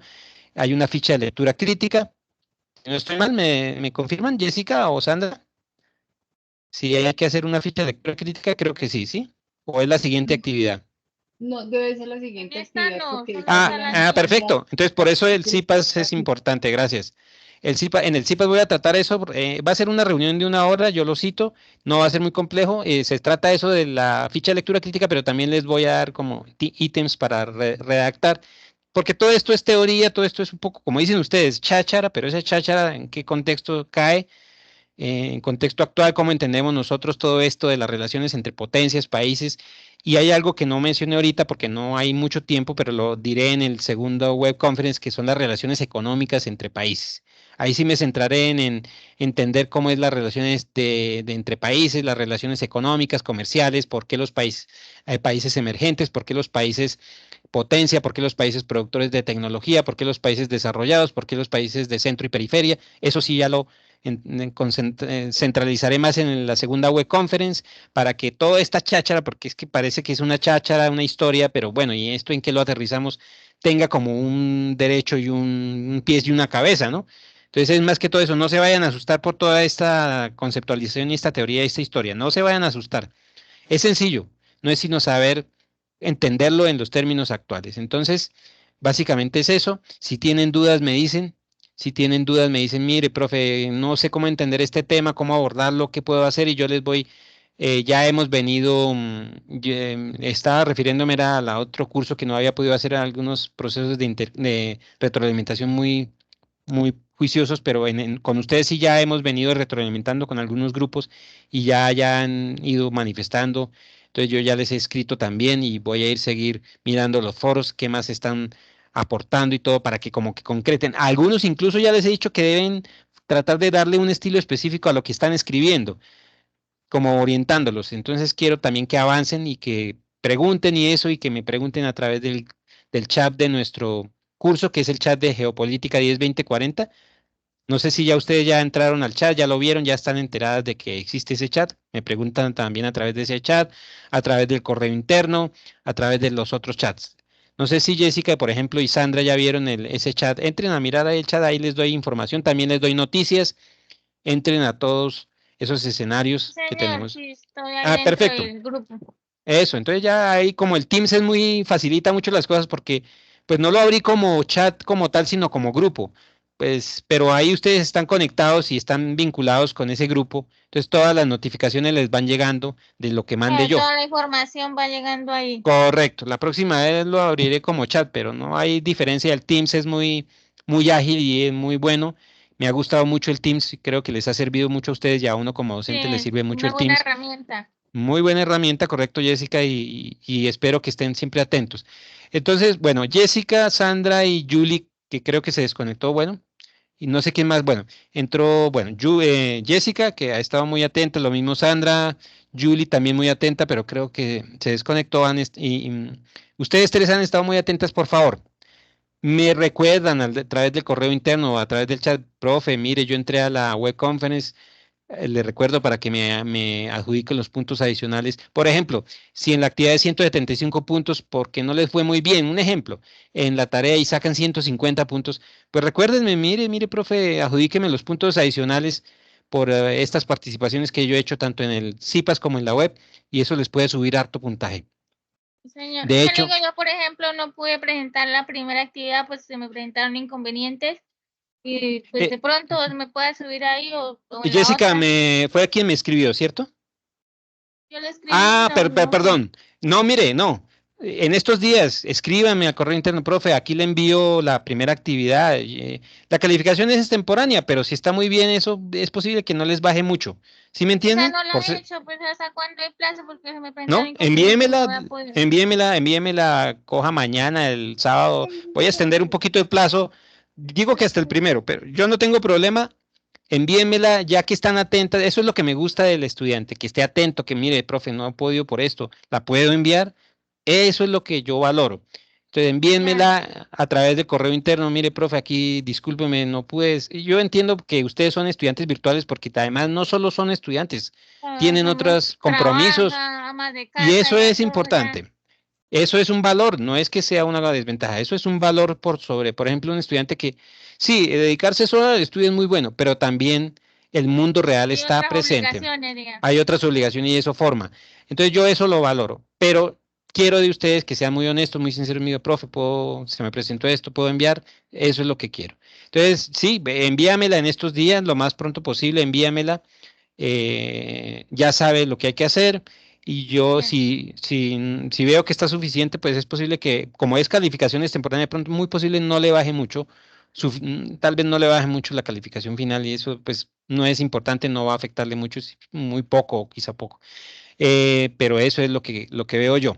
Entonces eso es lo que yo voy a valorar, lo mismo cuando la vaya a dar la nota y entonces tendré en cuenta lo de la web y lo del CIPAS y ya al final lo del periodo cuando llegue Prospecta también miraremos, eso lo valoraré mucho. Me dice, profe, yo fui a Prospecta, estuvimos presencial o virtual.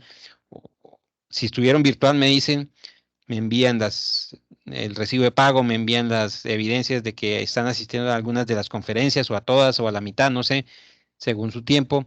Son muy interesantes. Y si van a ir allá, como lo dice Sandra, si van a ir allá, van a venir aquí, van a ir allá a Tunja.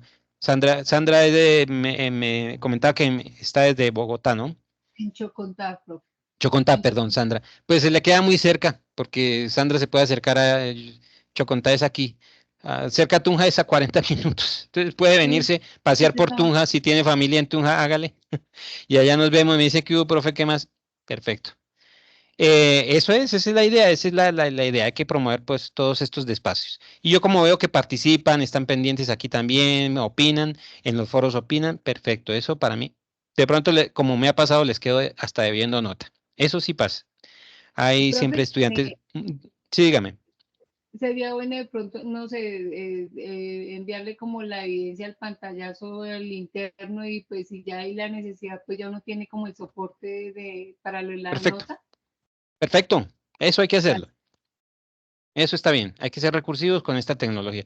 Listo, Sandra, Julie, Jessica, muy amables por haber participado. Entonces estaremos atentos en el desarrollo de todas las actividades. Con mucho gusto. Cualquier duda, situación atípica, dificultades, me manifiestan y ahí estamos en la movida. Voy a dejar de grabar. Les agradezco mucho por haber venido y les deseo siempre feliz desempeño en sus actividades, en sus aspectos personales. Voy a dejar de grabar. Listo, profe. Igual No, muchas muchísimas gracias, de gracias. verdad que muy buena su clase, la No, forma como gracias. enseña.